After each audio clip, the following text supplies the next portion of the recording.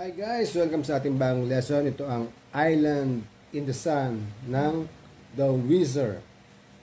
Sa lesson na to, matutunan yung chords, strumming pattern, at ang ating intro. Pero bago tayo magsimula, kung bago sa channel na to, please, pakipindot lang ang subscribe button. Ganun na rin ang notification bell para maging updated ka sa mga gagawin ko pang videos na katulad nito. Okay? Simulan na natin.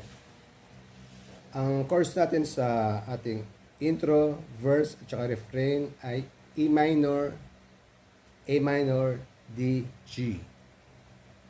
Okay? Ito tayo sa verse, E minor, down, down, mute, up, down, up, up, up, down.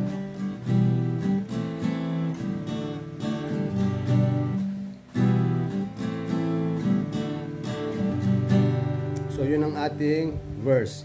Yung strumming pattern natin na down, mute, up, down, up, up, up, down, down, mute, up, down, up, up, up, down, ay gagawin din natin sa intro.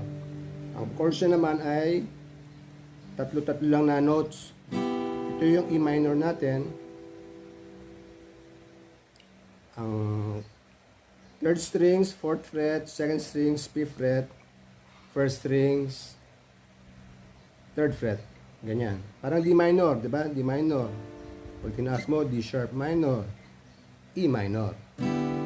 Then, tatlo lang yung kakalapit natin, 3, 2, 1. Susunod natin chords ay A minor. So, itong tatlo sa 5th fret. Kasi yan yung A minor natin eh. Kaya tatlo lang kailangan natin. Yung 3, 2, 1.